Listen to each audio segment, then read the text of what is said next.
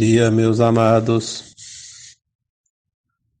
Hoje é mais um sábado, dia 19 de novembro de 2022. O tema hoje que me foi inspirado para trazer aqui neste áudio é algo que ainda tem pessoas que eu acredito que ainda fazem alguma confusão, porque quando não se entende perfeitamente um assunto, ele sempre traz dúvidas e até discussões, né?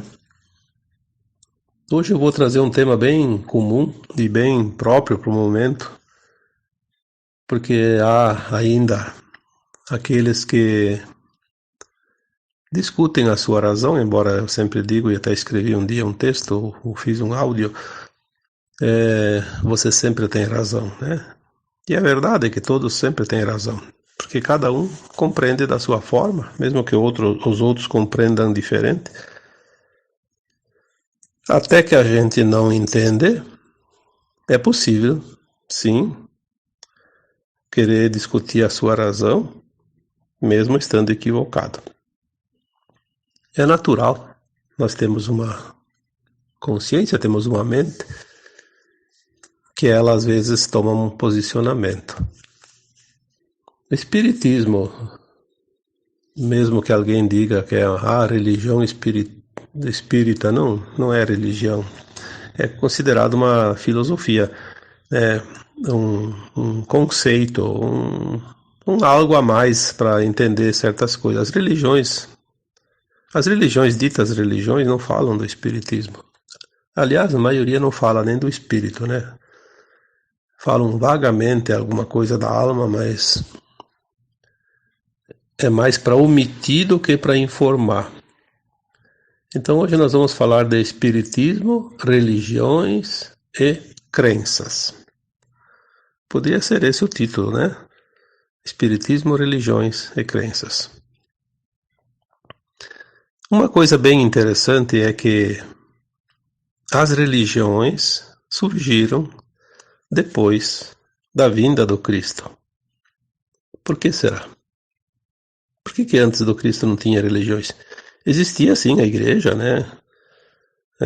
As sinagogas, existia um culto, mas não essas religiões conhecidas como todas as que se conhece hoje. Se vocês procurarem a história dessas religiões, todas que hoje existem por aí, essas igrejas, né?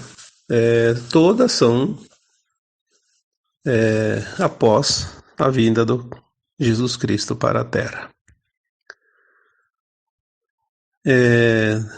Aqui não vamos fazer nenhuma crítica, pelo contrário, as religiões elas são importantes, desde que se aprendam, se aproveite aquilo que é realmente necessário, aquilo que precisa, uma base.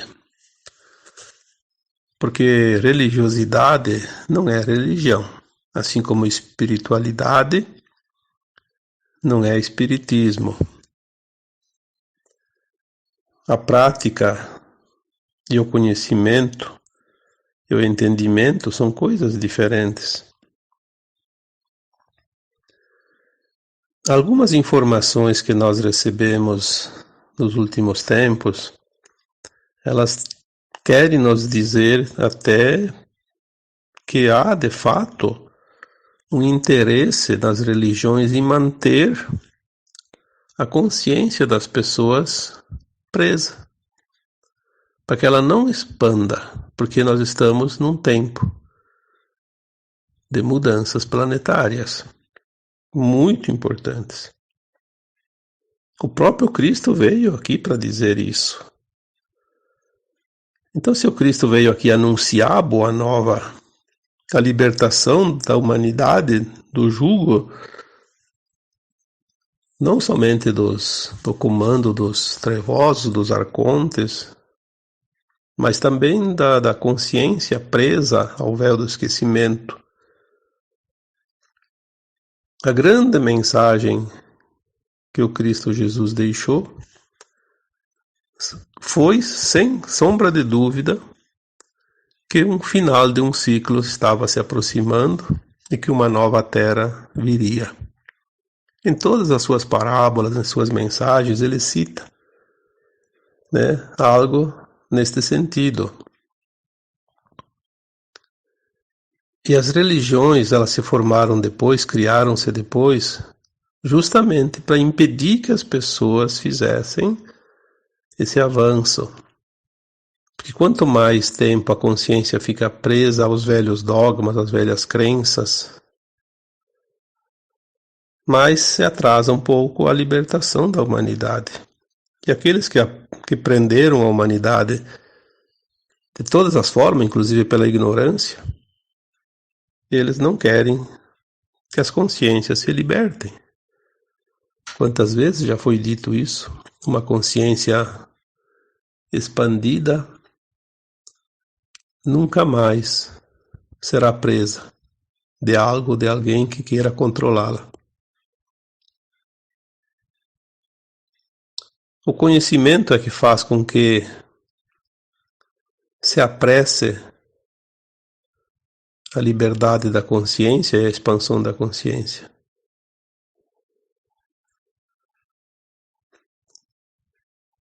Tem aquela parábola, né? E por falta de conhecimento, meu povo pereceu. Tem aquela outra, conhecereis a verdade, e a verdade vos libertará.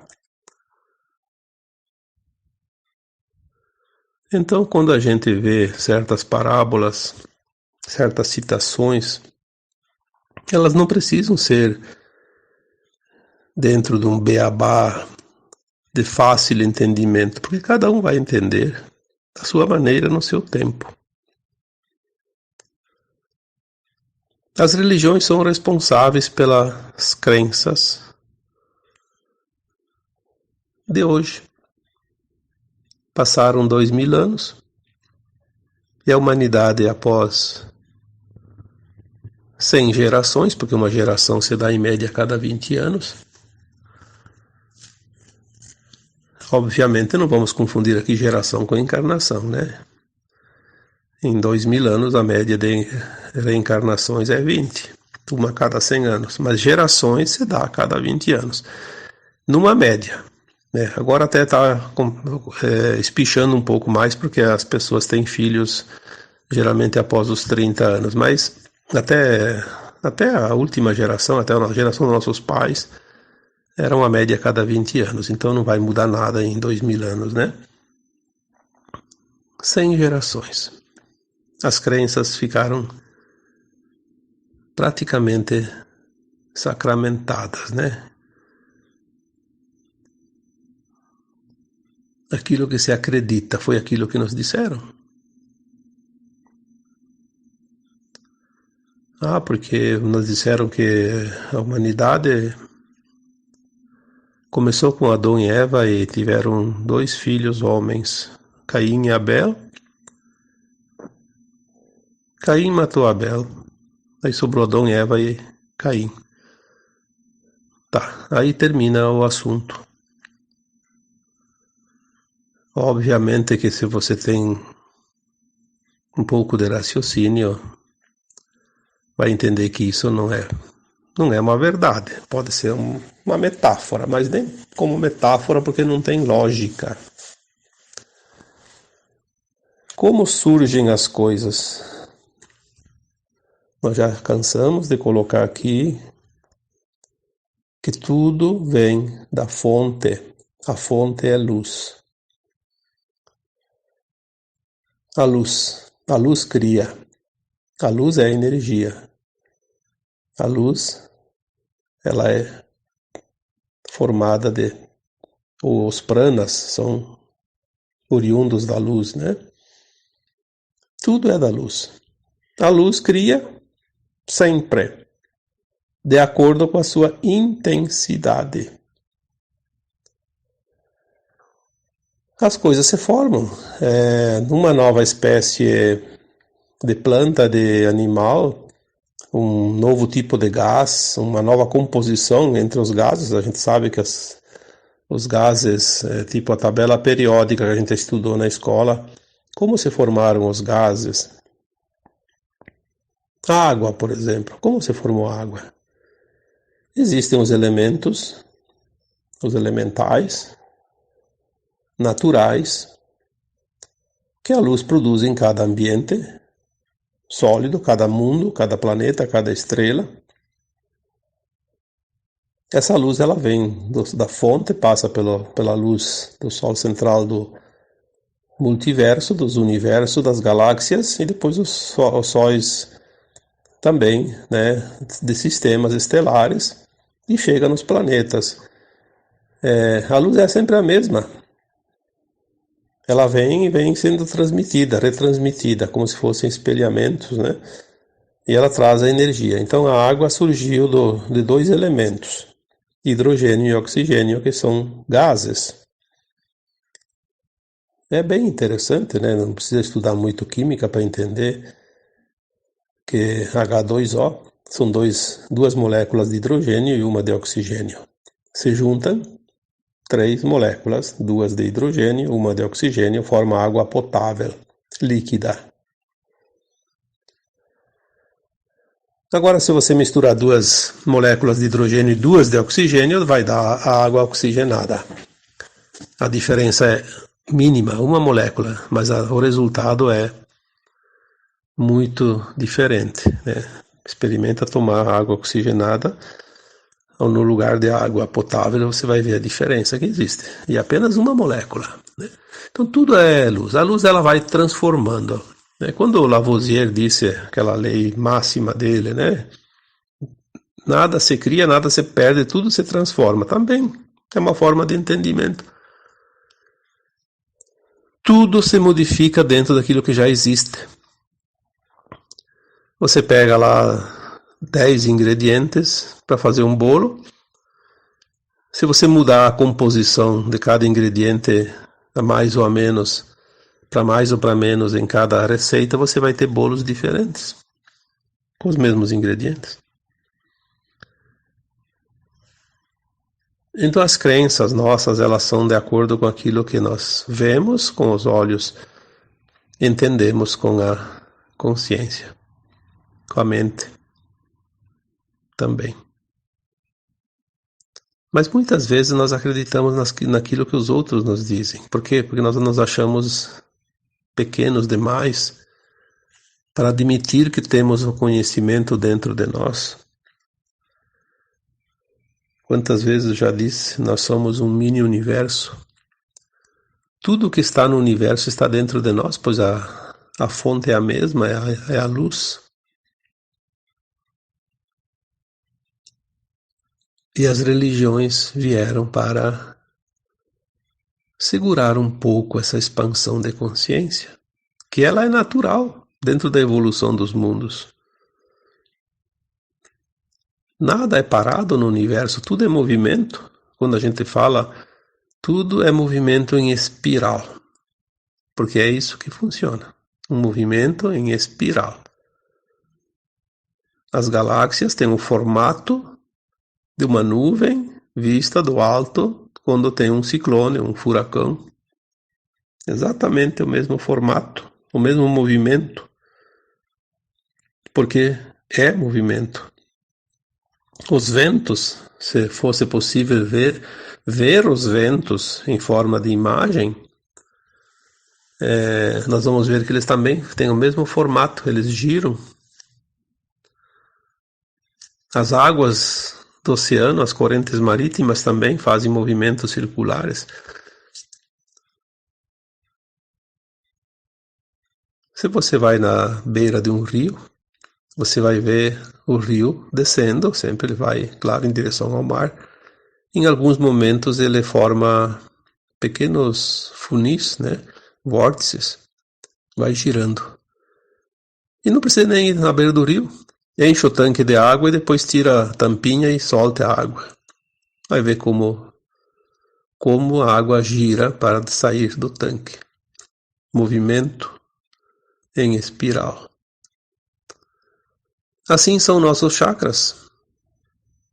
Os chakras energéticos, quem trabalha com energia, chakra, Reiki, chakras, né? Enfim, tem técnicas que se aprende como funciona o movimento energético de um corpo. Tem chakras, movimenta. Entra e sai energia, movimenta energia. Se não fosse esse movimento, não existiria vida. Uma água que fica parada 3 dias começa a apodrecer. Tudo aquilo que não se movimenta tende a desaparecer. Então, nós temos dentro de nós conceitos que também, com o tempo, devemos mudá-los. Aquilo que eu aprendi há um ano atrás serve, sim, ainda para muito tempo, vai servir para sempre praticamente, mas quanta coisa nova aconteceu.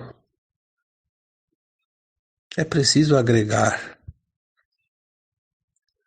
É preciso agregar a novidade, porque senão a gente fica na mesma história, fica no mesmo lugar, fica parado como uma água que fica lá estagnada e apodrece. Se tudo é movimento, o conhecimento é o maior movimento que possa existir dentro de uma humanidade, dentro de um planeta, de uma escola, como a Terra, por exemplo, né? Então aqui eu trago os 3 temas de hoje: Espiritismo, religião e crença, mas não falei ainda do Espiritismo, porque eu vou deixar exatamente para a parte final agora, né, deste áudio, porque eu vejo muita gente discutindo Espiritismo, porque Kardec falou isso, Kardec falou aquilo, porque está nisso, está naquilo. Bom, para começar, Espiritismo não é uma religião. É um entendimento codificado por Allan Kardec entre 1850 e 1860. Ele reuniu centenas de médiums e trabalhou numa codificação, dita, né, codificação do Espiritismo, para estudar a alma das pessoas, porque nós somos uma alma, nós não somos um corpo físico. Essa alma não morre junto com o corpo, ela sobrevive. E então o Kardec fez um trabalho maravilhoso. Esse trabalho já estava previsto. O próprio Cristo disse no seu tempo, há 2000 anos, que antes do final de um tempo que ele anunciou, que eu falei antes, viria o Consolador. Todo mundo achava que viria uma pessoa, um personagem. Não tem nada a ver com personagem. Aliás, nem Deus é um personagem, como muitos acreditam, né? Deus é uma consciência. Uma consciência que cria a fonte. Nós somos sementes dessa fonte, sementes dessa consciência. Somos a parte do todo que há, do tudo que existe, de tudo que existe.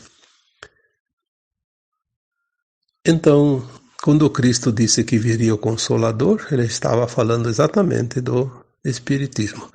Por que Consolador?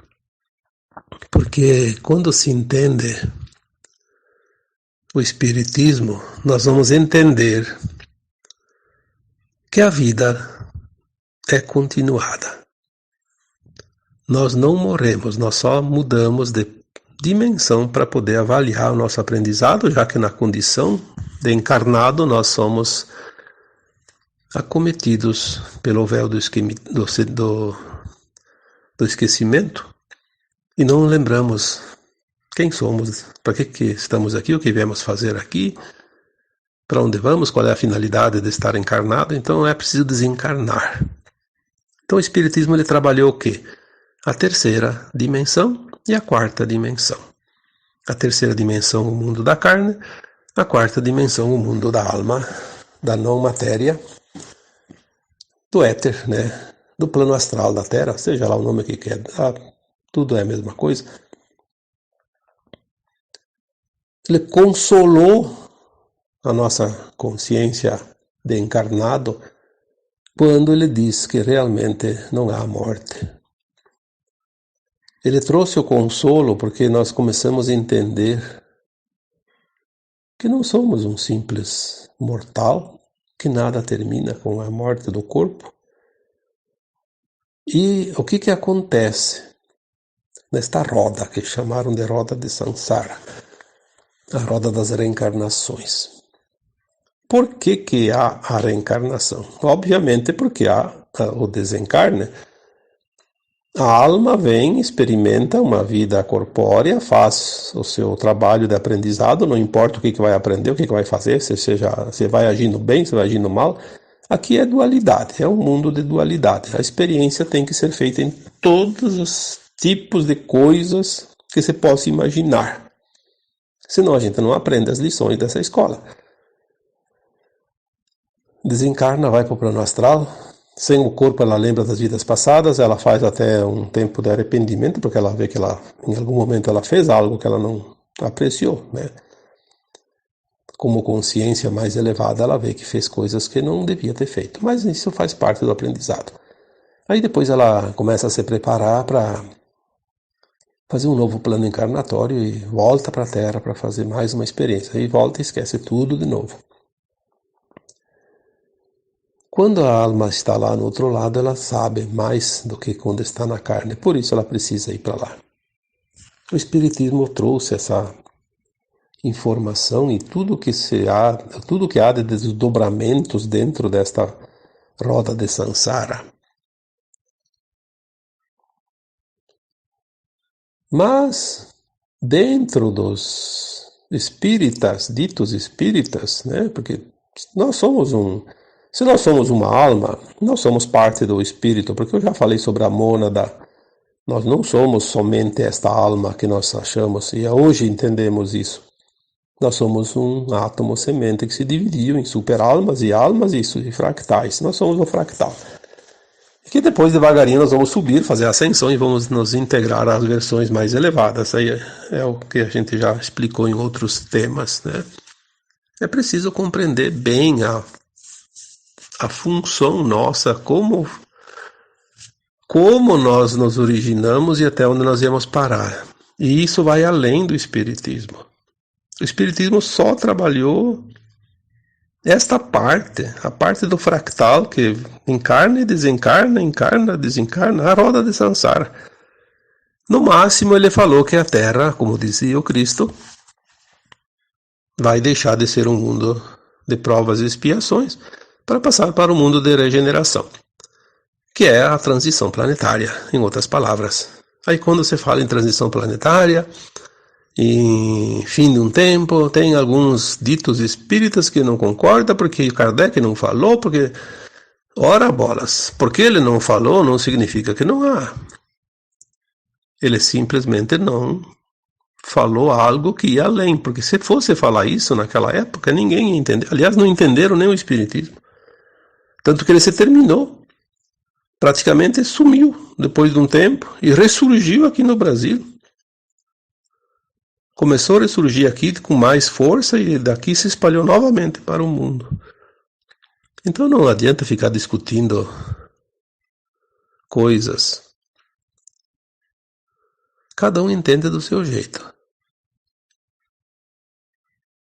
Na verdade, é preciso estudar e é preciso entender. Só estudar não adianta.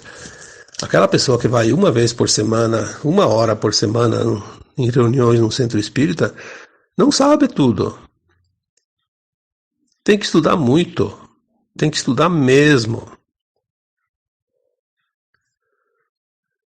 É preciso milhares de horas de estudo. Não basta nem ler só os livros do Kardec. É preciso estudar os livros do Kardec. Existe muita coisa que eu concordo e não concordo, mas isso não importa.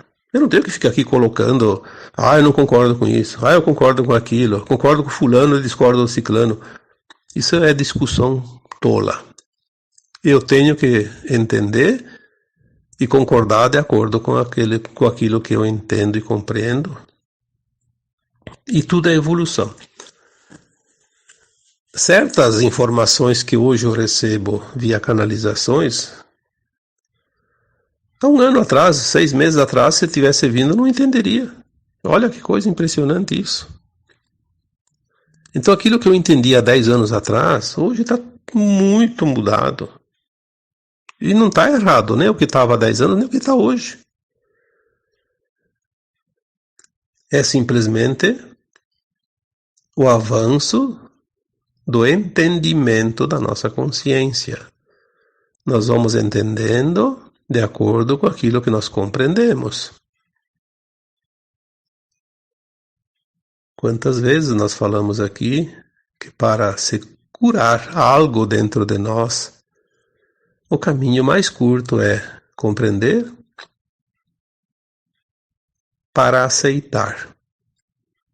Compreender e aceitar para deixar ir. Compreender, aceitar e deixar ir para se curar. Se esse é o caminho de tudo, obviamente que o meu conceito de algo há um ano atrás pode ter mudado hoje, sem, no entanto, eu estar errado nem lá há um ano, nem agora. Apenas a gente vai se adequando a uma nova forma de entendimento. É assim que nós evoluímos. O grande problema é justamente as crenças que elas não querem mudar. Quando nós entendemos algo, acreditamos em algo, a gente já tem uma crença, tem uma opinião formada. E normalmente essa opinião ela é defendida a unhas e dentes. Não se aceita nenhuma posição contrária, nenhuma opinião contrária, e mesmo nós não aceitamos entender de uma outra forma, a possibilidade de entender de outra forma. Aí vem uma questão que eu sempre lembro.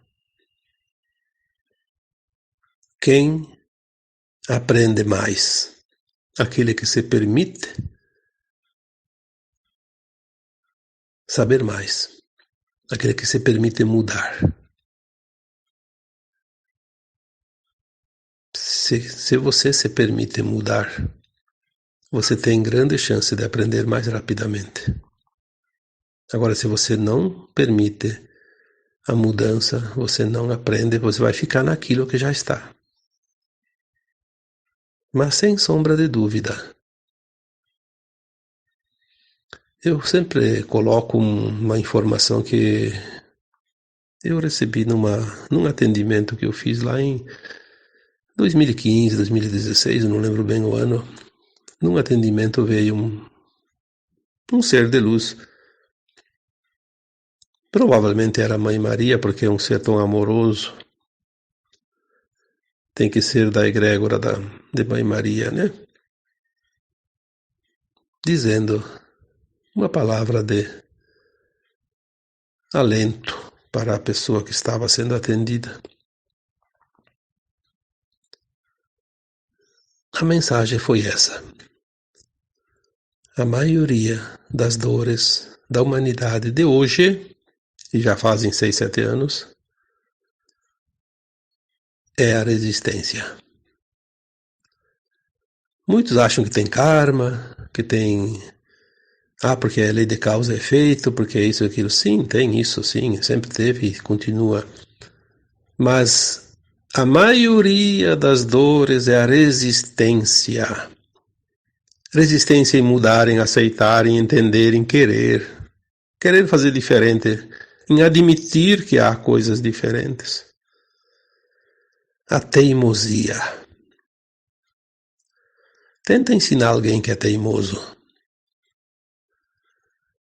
A dificuldade que há em conseguir fazer com que ele entenda que tem jeitos melhores de se fazer cada coisa. Ele só muda depois de tanto bater a cabeça e se machucar. Aí ele vai mudar. Mas não porque o outro falou, por causa da dor. Dói tanto as cabeçadas que ele vai acabar mudando por conta própria. Crenças. Crenças limitantes, teimosia. E as religiões fizeram isso muito bem. Tanto que a gente fala em credos, em crenças. Quando você fala em religião, é crenças, né? Na verdade, a religião, ela tem todas as palavras têm uma origem, né? A religião é religar.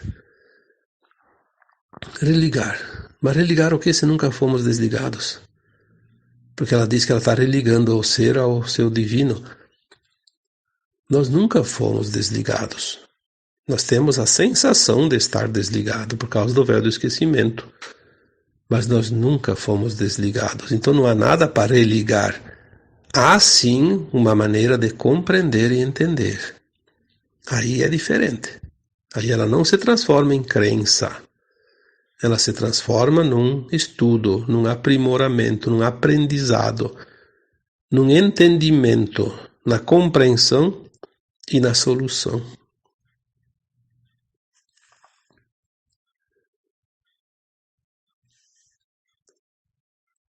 O Espiritismo, ele não cria crença. Kardec criou essa doutrina.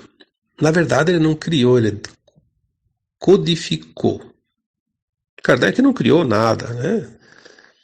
Ele codificou através dos canais mediúnicos que ele reuniu. Muitos, no mundo inteiro, numa época que é muito difícil, né? Porque comunicação em 1850 não era fácil. Mas conseguiu, né? Porque era um projeto divino e foi realizado. Então, quando tem um projeto divino, tudo chega ao seu termo final desejado. Ele codificou o Espiritismo, trouxe o Consolador para que nós possamos compreender aquilo que não podemos ver com os olhos.